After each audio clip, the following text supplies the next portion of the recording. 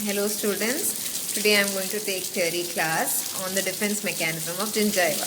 Okay, so like there are thousands and thousands of microorganisms in the oral cavity, and how is the oral cavity fighting against these microorganisms? Okay, one method is with the help of saliva. Saliva contains a lot of substances which will help to fight against these bacteria.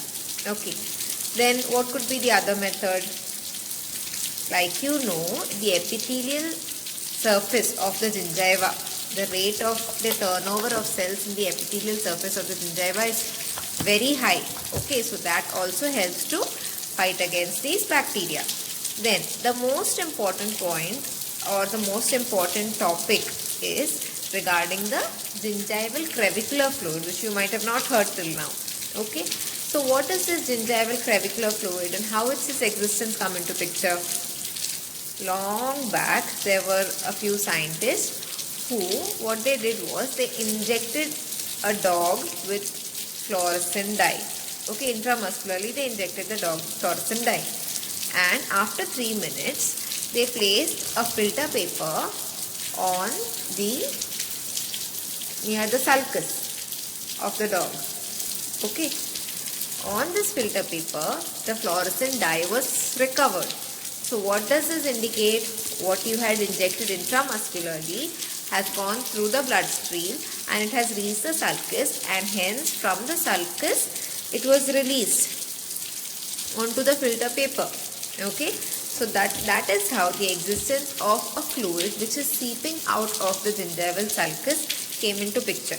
Okay, so these pioneer scientists who have found out about gingival crevicular fluid are Verhoeg, Kresse, Brill, and there is Simasoni, who has written a complete book on gingival crevicular fluid. So if you have any question asked regarding gingival crevicular fluid, you have to mention the name of these 4 scientists. Okay, so thus the existence of gingival crevicular fluid was proved. And eventually it was found out that earlier it was thought that it is a fluid which is released only if they're released all the time. It was thought that in any normal healthy gingiva it is released like a transudate. And then later it was found that it is not a transudate, only in inflamed gingiva it is released, because if it is pristine gingiva then the amount of GCF collected is very less or nil. Okay, so thus it was proved that it is an inflammatory exudate and it is not a transudate. Okay, next coming to how to collect this GCF. Okay, so there was a scientist. These scientists only, you will come across these 4 names most commonly when it comes to the gingival crevicular fluid. So there was Brill, the scientist whose name was Brill. What he did was, he said that into the sulcus area you can insert the strip until you find the area of resistance. Okay, so later it was found out that even if you do like this, you might cause some amount of irritation to the gingiva, and hence it's not an ideal method. So then later what they did, they placed it at the entrance of the sulcus, very close. They placed it at the entrance of the sulcus, or they folded it such that it stays this way. So whatever gingival crevicular fluid is released, it can be collected on the filter paper strip. Okay. Then another method was pre-weight twisted threads. The weight of the twisted thread is already known, and then that twisted thread is placed into the sulcus. So whatever gingival crevicular fluid is produced, it will be collected on the pre-weight twisted threads. Okay.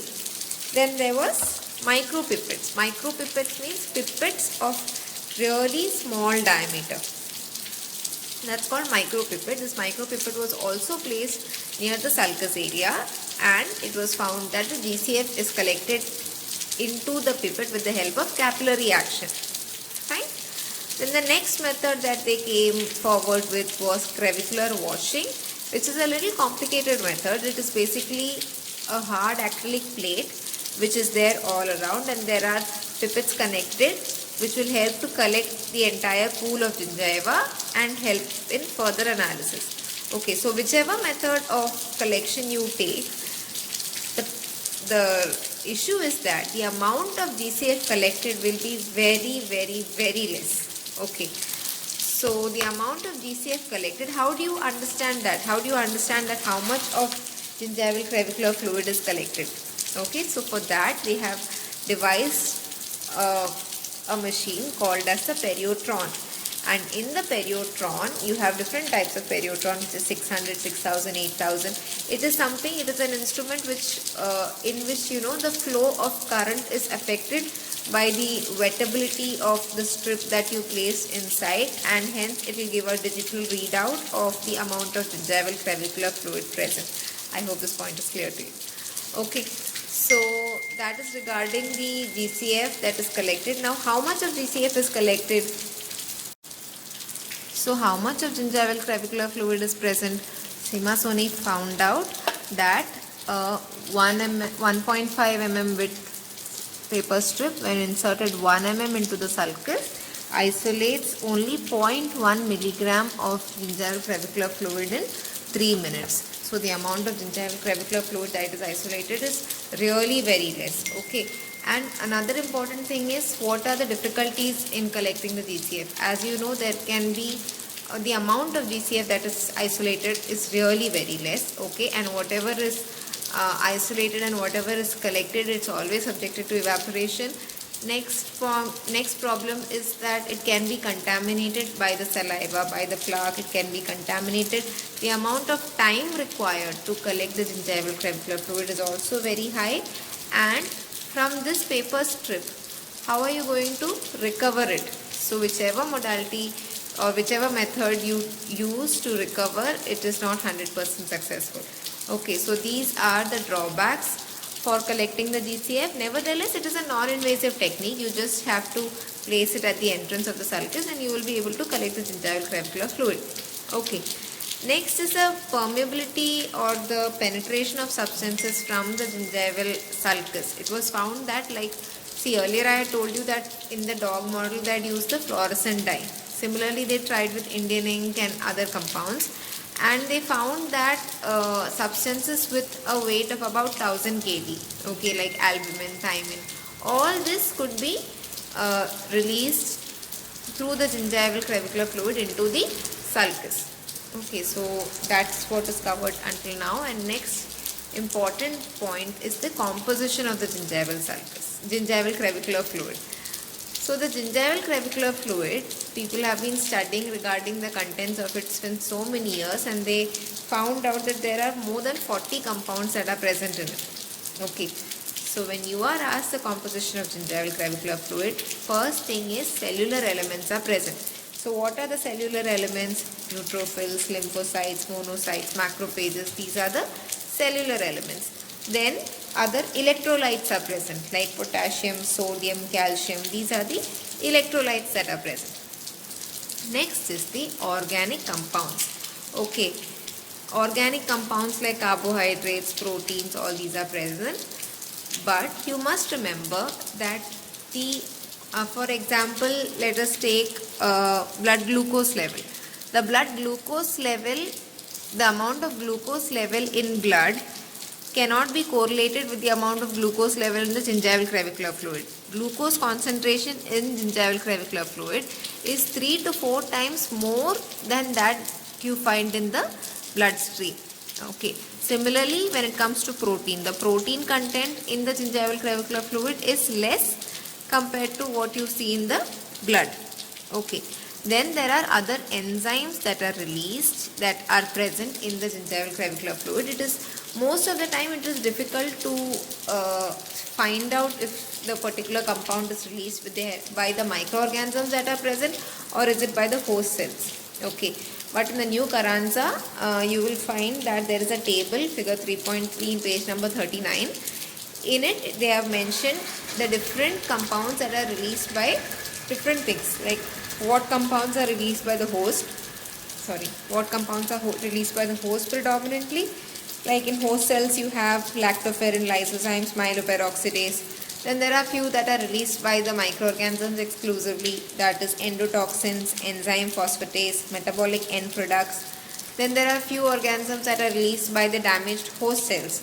which is collagenase, proteoglycans, matrix proteins, and there are host immune factors like IgG, IgA, cytokines, and all these things that are present in the gingival clavicular fluid. Okay, so I hope that the composition of the gingival clavicular fluid is clear to you. Next, coming to the clinical significance. As you all know, I had told you that the gingival clavicular fluid is an inflammatory exudate. So which means that greater the quantity of GCF, greater is the inflammation in that particular area. Okay. Next is there are certain other factors which influence the level of GCF that is released. Okay. In that the first one is circadian periodicity, which means that the amount of gingival clavicular fluid will be high between 6 am and 10 pm. I'm sorry. The circadian periodicity states that the increase in the amount of GCF from 6 am to 10 pm. Next is sex hormones. Female sex hormones such as the female sex hormones which are increased during pregnancy, ovulation, and during hormonal contraceptives, they will enhance the vascular permeability. So the other factors that affect the amount of GCF that is released is one is circadian periodicity, which states that from 6 am to 10 pm the amount of GCF that is released in the oral cavity is always higher. Okay, and the next is sex hormones. Sex hormones are increased during ovulation, while using hormonal contraceptives, while pregnancy. So when there is increase in the sex hormones, it is stated that there is increase in vascular permeability, and hence the amount of gingival clavicular fluid that is released is also increased. Okay. The next is mechanical stimulation. Whenever you are brushing or having any other kind of mechanical stimulation on the gingiva, the amount of gingival clavicular fluid is increased. Smoking, there is an immediate transient decrease but marked increase in the gingival clavicular fluid. Okay. Then during periodontal therapy also there is increase in the gingival clavicular fluid which is produced, which helps in the healing period after periodontal treatment. Okay, so that is regarding the other factors which influence the amount of gingival clavicular fluid that is released. Next is the drugs in the gingival clavicular fluid. Eventually they found out that like I said how fluorescent dye was injected, similarly when tetracycline was injected into the dog model, that tetracycline was also released to the GCF, and hence then there were a lot of elaborate studies to find out up to what molecular weight substances or medicines are released through the drugs that are released through the gingival clavicular fluid. Okay, so that is regarding the gingival clavicular fluid. I will once again revise the whole thing.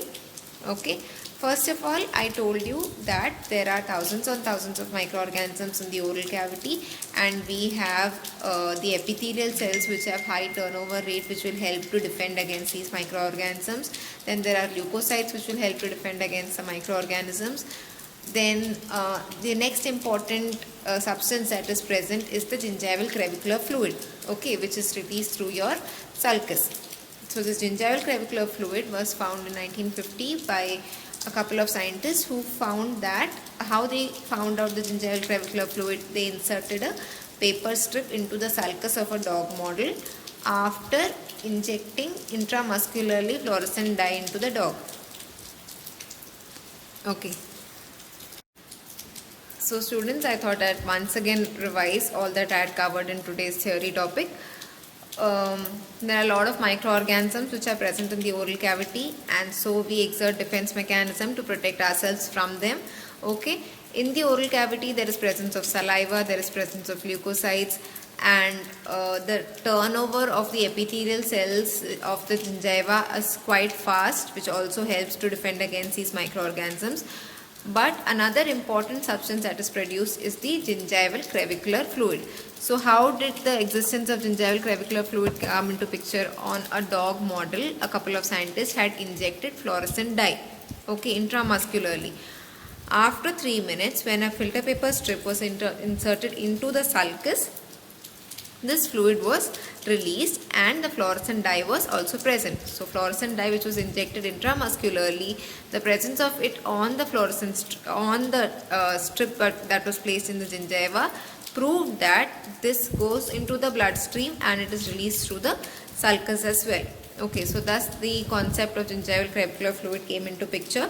It was initially thought that it is an inflammatory, it is a transudate, but then it was later found out that it is an inflammatory exudate. Only when inflammation is present, gingival crevicular fluid is released. Okay, now next coming to the method of collection, which is by using pre-weighed paper strips. So this paper strip, which was first inserted into the sulcus, deep into the sulcus, and then it was said that if you insert it deep into the sulcus, then it might cause some irritation on the gingiva, hence the amount of fluid collected might not be the accurate value, and hence they started then placing it at the entrance.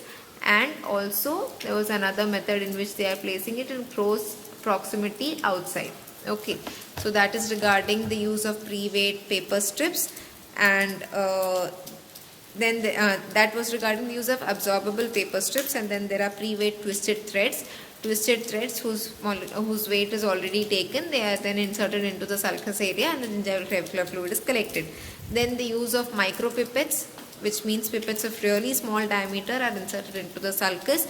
By capillary action, the gingival crevicular fluid is collected. Then the next is crevicular washing, in which first an acrylic plate is fabricated which covers the entire surface of the maxilla, and from there are pipettes, there are grooves, and then from the grooves there are pipettes which help to collect the gingival crevicular fluid through the entire oral cavity. There is a modification in that method as well, in which two injections are placed, one on the inside and one on the outside. One is for ejection and one is for collection, and the collection is with the help of continuous suction. Anyways, then the next thing is the permeability. It was found out that substances weighing up to 1000 kD, they are permeable through the sulcular epithelium, okay, like albumin, thymine and all that. Substances above that molecular weight, they are not released from the gingival sulcus. Okay, the next is the amount of gingival crevicular fluid that is collected. Simasoni found out that when a 1.5 mm paper strip is inserted 1 mm into the sulcus, only 0.1 milligram of gingival crevicular fluid is released within 3 minutes. Okay, so if you remember this experiment that was done, it is easy for you to remember what are the drawbacks of this collection. One is contamination with the help of saliva, with the help of plaque. The next is the sample time. So in spite of holding it for 3 minutes, she could get only 0.1 milligram of sample. The next is volume detection, very less.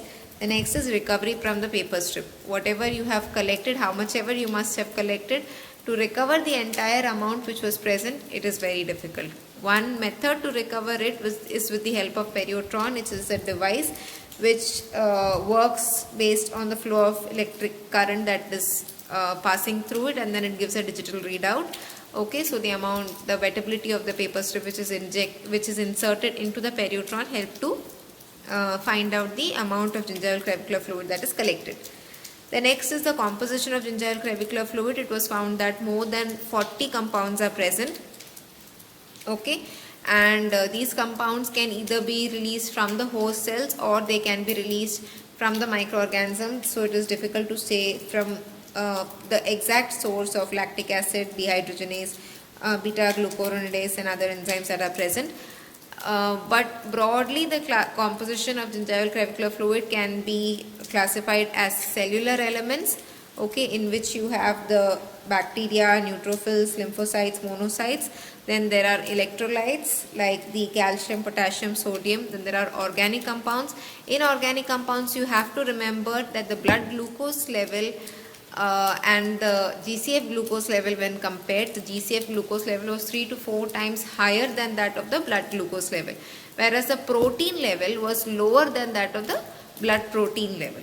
Okay, then there are other enzymes that are released. There is a diagram that is given in Karan's on page 39, which states which enzyme was released from the host cells, from the microorganisms, from the plaque, from the immune system, all that. Okay, and the next is the presence of this GCF, how is it helping to diagnose periodontal disease? Like I told you, it is an inflammatory exudate. The presence of certain cytokines in the GCF like interleukin 1 alpha, interleukin 1 beta will help in the binding of neutrophils and the release of certain bone resorption enzymes. All these presence increase the in the GC, all the presence of all the substances in the GCF also show the extent of periodontal destruction. Okay, so that is regarding that. And then coming to the clinical significance, there are certain other factors other than periodontal disease which alter the level of GCF that is released. So one is a circadian periodicity, 6 a.m. to 10 p.m. GCF is high. When increase of sex hormones, especially during pregnancy, during ovulation, in all these times when gingival clavicular fluid is increased, it is said to be because of the increase in the vascular permeability. Then there is mechanical stimulation, while brushing it is increased. Smoking, there is a transient decrease, and then there is a marked increase. Periodontal therapy also there is a marked periodontal therapy also there is a marked increase in the amount of gingival clavicular fluid. Next is the drugs in the gingival clavicular fluid, like how the fluorescent dye was isolated. Similarly, tetracycline was isolated after it was injected intramuscularly, and eventually a lot of other compounds, lot of other drugs were stated to be released from the gingival clavicular fluid. Okay, so metronidazole is another antibiotic that has been detected in the human gingival clavicular fluid. I hope that was clear to you. Any doubts, please ask. I will try to attach the PPT also along with this video. Okay, thank you so much.